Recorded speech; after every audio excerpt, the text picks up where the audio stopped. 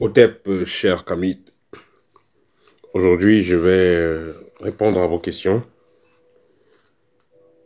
Alors, j'aimerais rappeler, comme je le fais toujours à l'accoutumée, question-réponse, un épisode spécial pour vous, chers abonnés, et surtout pour ceux qui n'ont pas la possibilité de faire des consultations ou de suivre l'une de nos formations.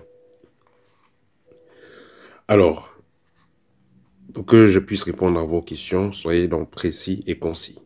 Voilà, vous avez fini d'écrire la question, relisez vous-même, et si c'est compréhensible. Si c'est une question logique, alors je répondrai. Parce que parfois les gens font des erreurs, peut-être ils écrivent et puis étant pressés, n'ont pas le temps de relire et après le sens est difficile à cerner. Voilà. Donc vous avez écrit une question, vous avez posé votre question, je répondrai. Et ceux qui me contactent, je laisse toujours mon numéro WhatsApp. Ceux qui demandent comment me contacter, comment voir les livres, comment voir les produits de purification et tout. Il y a toujours mon contact là dans la barre de description. Et quand vous me contactez, soyez précis et concis. Les gens vont écrire salut, ça va? Otep, ça va? Non. Posez directement votre problème. Dites exactement ce qui vous amène. Et ce n'est pas seulement chez moi, même dans les autres activités que vous faites dans la vie. Quand vous contactez les gens occupés, soyez précis et concis, ce que vous voulez. N'allez pas demander à quelqu'un comment ça va. Ou voilà, salut, non. Posez directement votre préoccupation. C'est ça qui est important. Voilà, parce qu'il y a des tas de messages. Parfois, certains se plaignent, je fais des semaines, je ne réponds pas à les messages parce que je suis occupé. Mais euh, si vous posez votre préoccupation, je répondrai. Ça, c'est mon contact en privé. Alors, je vais aller directement, je vais commencer directement donc, à répondre à vos questions. Alors, première question, que fait-on de l'eau des cadavres? L'eau des cadavres, que ce soit dans le vaudou, que ce soit dans certains villages africains, que ce soit même dans ces pays d'Amérique latine et tout ça, c'est assez puissant en ce qui concerne les rituels avec les forces ténébreuses. L'eau des cadavres est généralement une eau que les gens vont utiliser pour maudire. Parce que voilà, quelqu'un est décédé, on a congelé le corps, on a décongelé et on a lavé le corps. Donc, toutes les dernières pollutions et trucs négatifs, les entités polluantes, tout ce que la personne avait d'assez pourri dans son corps, énergétiquement parlant, et donc condensé dans cette eau-là. Il y a par exemple, chez les bassins du Cameroun, le mosson. Le mosson, c'est-à-dire, c'est l'eau de cadavre mélangée avec certains autres éléments qui vont être versés devant la porte de quelqu'un, devant, dans la route d'une personne. Il suffit que vous traversez, après quelques heures, votre corps commence à pourrir. Voilà, il y a des sortilèges comme ça, c'est assez réel, c'est assez dangereux.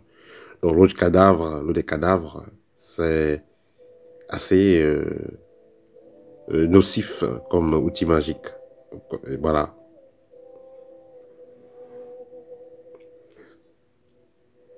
Alors, que direz-vous des génies de naissance, les génies des eaux? Alors, les génies de naissance, vous savez, quand on est, il y a deux types d'entités, pas d'entités, il y a deux types d'esprits, deux types de génies qui nous suivent. Il y a déjà les génies liés à notre mission de vie. Donc, ils nous suivent depuis, dont le contact est fait avec l'âme, de façon directe. Et il y a aussi les génies de la lignée. Vous êtes une famille, par exemple, où le grand-père et la grand-mère avaient des liaisons avec des esprits des eaux ou des forêts. Automatiquement, vous allez naître avec cette liaison-là. Donc, automatiquement, vous aurez cette liaison-là à votre naissance. C'est-à-dire, quand vous allez naître, quand on va faire les rituels de famille et tout, on va vous lier à ça. Mais il y a un autre esprit qui est là, qui vous accompagne par rapport à votre mission de vie. Et là, il est lié à votre âme. Il vous accompagne même parfois depuis des réincarnations passées. Les génies des eaux. Alors, ce que je veux dire sur les génies des eaux, c'est qu'il y en a deux catégories. Il y a ceux qui sont dans la lumière, qui vibrent haut, et il y en a ceux qui vibrent bas. Ceux qui vibrent haut, ils ont besoin que du lait, et peut-être du miel, des fleurs, des choses symboliques. Ceux qui vibrent bas, ils auront besoin. Vous allez égorger les chèvres, vous allez égorger les vaches. Et voilà. Et ça peut aller au pire. Que pensez-vous de se faire laver par un maître spirituel pour avoir de la richesse ou de la protection? Voilà. Évitez de vous faire laver avec un maître spirituel, peu importe ce qu'il prétend. Si vous ne ressentez pas cela en vous. La personne au moins qui peut vous laver, c'est votre mari. C'est votre femme. C'est, voilà, c'est tout. Votre mari, votre femme qui peut vous laver normalement. Ou peut-être dans certains cas, un parent, la maman. Parce que quand vous êtes encore enfant, vous êtes adulte. Votre femme, votre mari, parce que c'est la personne qui mélange vraiment son énergie avec vous. Et quand vous faites le même bien de purification, il est important aussi que votre partenaire se purifie. Donc, si vous allez vous faire laver par un maître spirituel ou un marabout, il faudrait que vous ayez vraiment confiance en la personne. Parce que celui-là, s'il n'est pas sérieux, il peut soit gâter votre corps inconsciemment, soit gâter votre corps consciemment et tirer même vos énergies positives. Comment détruire les souris mystiques? Vous allez tout simplement vous procurer les éléments nécessaires pour détruire une souris physique et vous allez prier dessus. Vous allez magnétiser cela. Vous allez rendre cela mystique. Parce que cette souris mystique-là, entre guillemets, ces souris sorcières-là, elles sont aussi physiques. Donc pour les détruire, vous allez utiliser les éléments physiques que vous allez les charger spirituellement. Mais néanmoins, le sel aussi aura une grande efficacité si vous le magnétisez correctement. Si vous le bénissez, il aura une grande efficacité.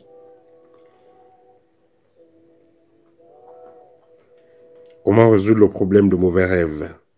Nous avons la formation libre qui vous aide à résoudre ce problème. Mais sinon, à la base, quand vous avez des mauvais rêves, évitez de manger très tard et évitez de dormir étant sourd.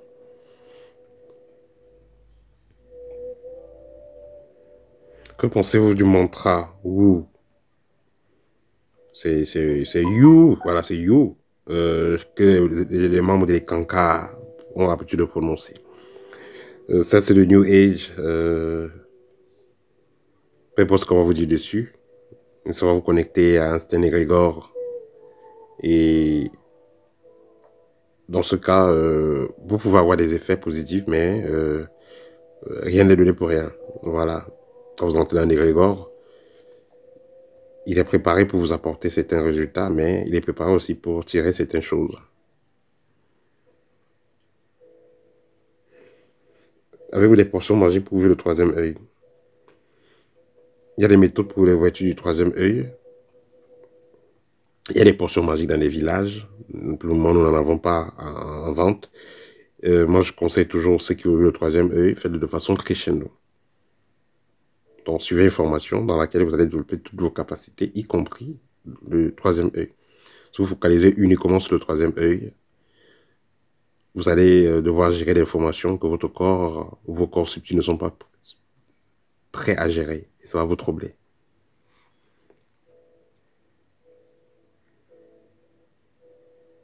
Y a-t-il des protections qui bloquent les finances?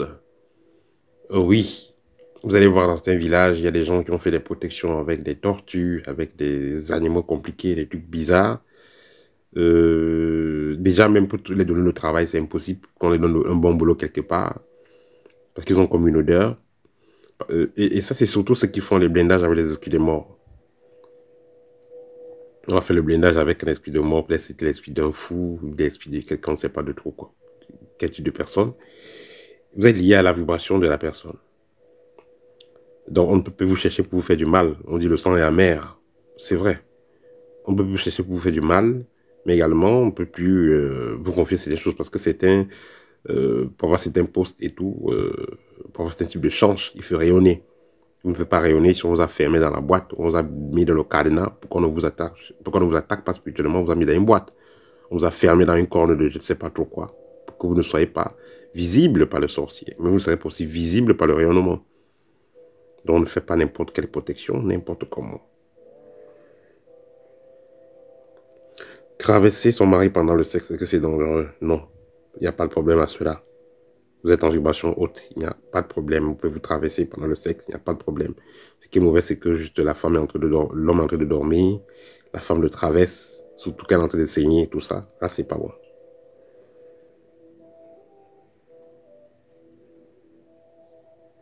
Trouver une casserole sur son canapé mis par une personne pas sérieuse, ou une personne incognito.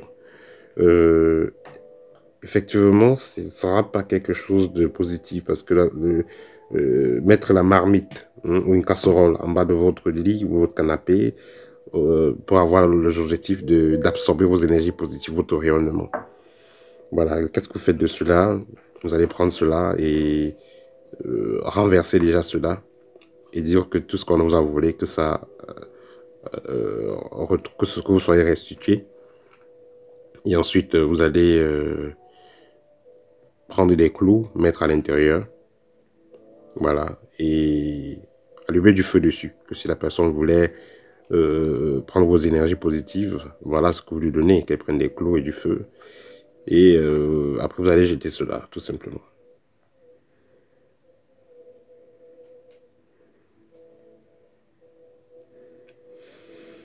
Comment développer le troisième œil?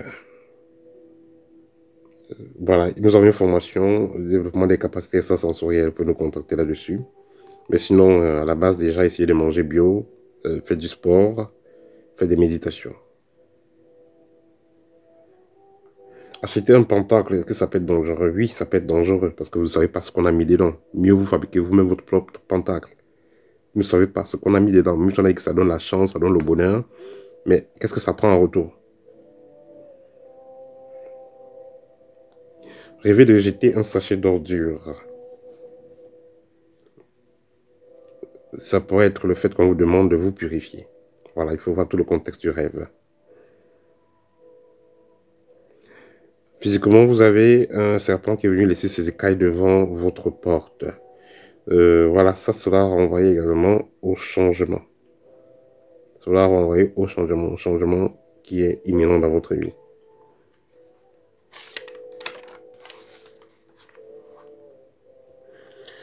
La danse du Kungan à l'ouest du Cameroun, que pensez-vous de cela?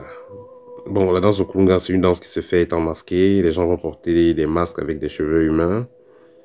Et ces gens qui dansent généralement font partie des secrètes. Voilà, moi je veux dire que c'est une danse purement traditionnelle. Est-ce qu'elle est matique? Est-ce qu'elle n'est pas matique? Il y a des choses qui se font souvent où on joue avec du feu, on fait grandir des plantes en direct, on fait grandir un arbre en direct, après ils mangent encore tout l'arbre. Voilà, et chez les Bassa, il y a une danse similaire qu'ils appellent le dingo, où les gens font aussi des choses assez miraculeuses. Moi je veux dire que tout dépend de quelles sont les forces qui seront utilisées dans cela. Parce que il y a des danses où ils vont faire des choses qui ne seront pas dans la mat. Voilà, il y a des danses qui vont faire des choses qui ne seront pas dans la mat. Mais si c'est tout simplement faire du show, là ça va. Mais il y a des danses où vous allez voir, il y a des sacrifices qui sont faits avant. Voilà, il y a certaines danses, hein, parce qu'il y a danse et danse. Voilà, il y a danse et danse. Dans le sens global pour le show, il n'y a pas de problème, mais quand il va aller dans d'autres formes de danse où il y aura tellement de miracles, des choses assez compliquées, voilà, il faut comprendre que le pouvoir spirituel, normalement, est supposé pour aider, pour soigner, voilà. C'est pour divertir, oui, il y a une certaine quantité de pouvoir qu'on peut utiliser, mais quand ça devient déjà des choses très particulières, il faut comprendre que, voilà, il y a des gens qui payent le prix pour certaines choses. Comme par exemple, je vous avais déjà raconté une histoire d'un monsieur qui m'avait proposé voilà, une protection qui permettra de disparaître en cas d'accident, d'être à l'abri des coups de feu, tout ça, voilà. Mais le prix à payer, c'était... voilà, c'est l'énergie sexuelle. C'est-à-dire que vous avez pris ce pouvoir, après vous n'aurez plus d'enfants. Voilà, parce qu'il y a des pouvoirs comme ça. C'est pareil aussi, la société secrète. Et dans des mouvements de danse, où il faut faire des démonstrations, avoir certains pouvoirs. Il faut comprendre que si vous acceptez d'entrer dans le groupe de danse et vous prenez certains pouvoirs, le prix à payer est là. Voilà. Vous aurez des capacités, vous allez faire des choses pas possibles, mais vous allez aussi perdre quelque chose. Donc c'est assez complexe, difficile à répondre. Voilà. Tout dépend de jusqu'à où vous voulez aller dans votre danse ou dans vos capacités de faire des miracles. Quand vous allez dans le cas de vaudou et tout ça, les masques qui dansent et tout, il y a aussi, honnêtement, il y a aussi des cas de trucage. Hein. Il y a des cas de trucage. Hein. Ils sont un peu habiles, ils font des petits trucages, il y a des cas comme ça. Voilà.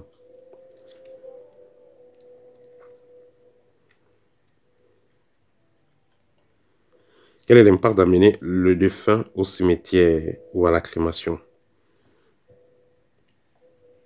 Quand vous amenez un défunt au cimetière ou à la crémation, qu'est-ce qui est très simple à faire? Prenez le temps d'aller autre part, ailleurs, avant de rentrer chez vous. Quand vous avez fini, allez même vous asseoir dans un restaurant, un café, un jardin public. Prenez un peu de temps avant de rentrer chez vous, pour ne pas apporter cette énergie à la maison.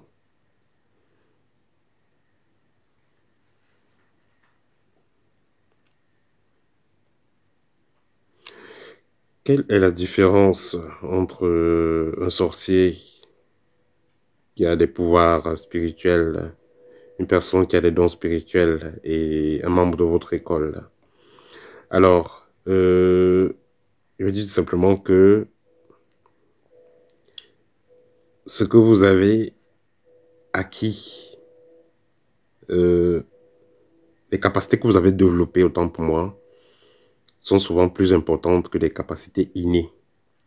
Pourquoi? Parce que il y a des gens qui peuvent naître avec, qui peuvent être nés, autant pour moi, avec des pouvoirs, avec des capacités, mais parce qu'ils ne connaissent pas comment fonctionne le corps, parce que, voilà, ils ne savent pas comment préserver leurs capacités, ils finissent par perdre leurs capacités ou leurs dons.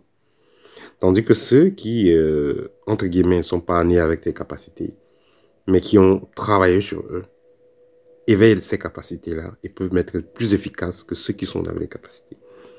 Donc, je prends le cas de quelqu'un qui est né avec les dons de voyance. On a eu beaucoup de cas, un jeune garçon, une jeune fille qui, de son bas âge, commence à voir des choses, mais les parents ont peur, on l'amène chez un prêtre ou un pasteur, on va bloquer tout ça.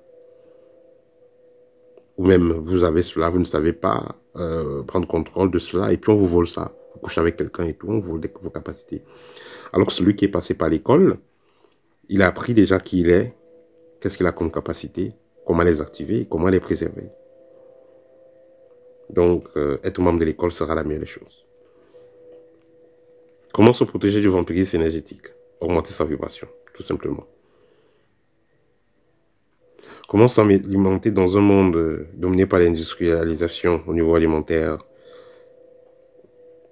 Éviter les boîtes de conserve.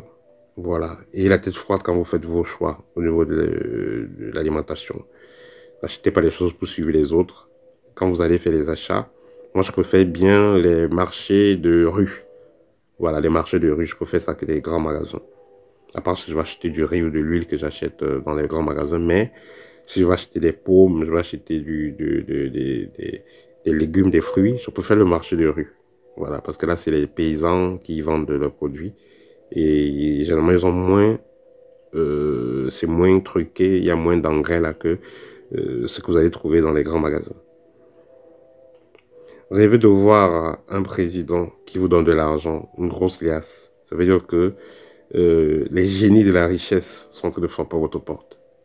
Les génies du bonheur, de la richesse, de la prospérité sont en train de frapper à votre porte.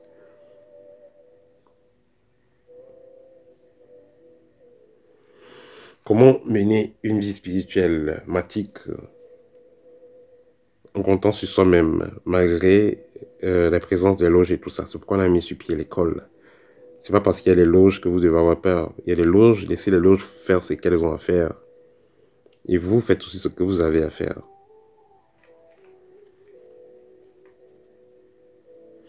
Est-ce que le mouvement Rasta est dans la mat? Ça va dépendre. C'est pas parce qu'ils ne mangent pas de la viande qu'ils sont dans la mat. Ils ne mangent pas de la viande, mais ils fument beaucoup de l'herbe. L'herbe, on peut l'utiliser, mais pas fumer. On peut utiliser en thé, on peut se laver avec, on peut brûler dans la maison. Mais fumer de l'herbe, ce n'est pas trop ça. Voilà. Donc être dans la mat, ça ne se limite pas seulement à ne pas tuer les animaux. Parce que le Rasta, il va dire ne tue pas les animaux. Voilà. Mais voilà, si vous respectez la nature, vous ne faites pas certaines choses, entre guillemets, mais vous ne travaillez pas sur vous, vous ne travaillez pas à développer vos capacités. Parce que si vous êtes accro à l'herbe, ça veut dire que vous ne développez pas forcément vos capacités. Parce que quand vous commencez à développer vos capacités, vous n'allez plus fumer de l'herbe. Voilà, si vous passez votre temps à fumer, et si vous fumez, ça sera pas, vous ne serez pas accro à ça. Et si vous fumez de l'herbe sans contrôle, et après vous dites que vous passez le temps à danser, à sautiller, vous dites que vous êtes rasta, vous êtes dans la mat, non, ça c'est une illusion. Le griffage spirituel, là, ici, c'est le cas, par exemple, on vous a mis des entités, vous avez mis des entités inconsciemment dans votre corps. Le griffage spirituel perturbe le fonctionnement de votre champ magnétique, abaisse votre taux vibratoire et fait en sorte que vous soyez finalement victime de la vie. Est-ce que c'est obligé de prier avec des bougies? Pas du tout. Vous pouvez prier sans bougie. Le plus important, c'est que vous soyez calme, l'environnement soit calme et vous soyez dans de bonnes vibrations. À quoi servent les bagues et les chaînes dans les loges? On va vous dire les bagues, c'est pour les protections, c'est le signe de l'ordre et tout. Oui, c'est les objets de protection contre quoi? Ça vous protège contre des fréquences plus basses. Mais ça ne peut pas vous protéger s'il y a attaque d'une personne qui fait partie de la même loge. La purification avec la lavande, est-ce qu'elle peut remplacer la purification avec la sauge? Non. La lavande est puissante en ce qui concerne la purification, c'est quand on la mélange. Si c'est une purification du genre, une purification ordinaire de l'environnement, oui, c'est bon. Mais quand c'est une purification pour chasser une entité vraiment têtue, nocive, il faudra l'associer avec d'autres produits, comme par exemple la sauge. Mais dit que entre la lavande et la sauge, qu'est-ce qui est mieux pour purifier et pour dégager l'environnement? Ce sera la sauge.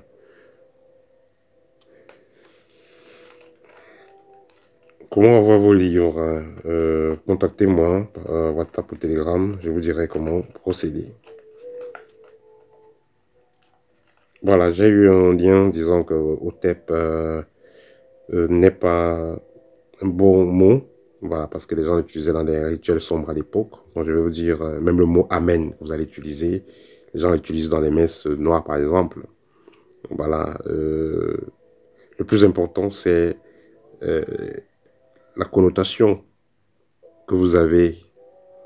Comment dire, le plus important, c'est, voilà, autant pour moi, la pensée que le fait de vibrer, un mot vous donne. La pensée, l'effet, voilà, que le fait de vibrer un mot vous donne. C'est ça qui va compter plus. Voilà.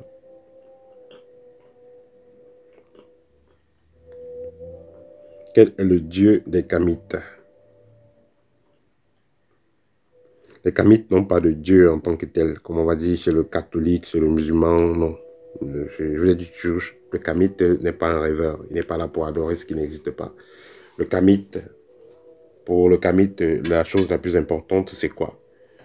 Respecter l'environnement, respecter l'être humain, respecter tous les êtres vivants. Vivre en harmonie avec tout ce qui existe. Et rester dans la mat, c'est le plus important. Le Kamite ne va pas chercher à savoir s'il existe Dieu ou pas. Il essaie de faire ce qu'il a à faire. Parce qu'au final, il comprend que lui-même, il est Dieu. Voilà, parce qu'il a une partie de Dieu en lui. Et plus il se développe, plus il agrandit cette partie, plus il devient Dieu. Voilà. C'était tout pour aujourd'hui. N'hésitez pas à me contacter pour une consultation ou pour l'un de mes livres, guide pratique ou art de voler. Partagez la vidéo, ça va aider. N'oubliez pas également de liker et de commenter pour que ça fasse grandir la chaîne. Au tep.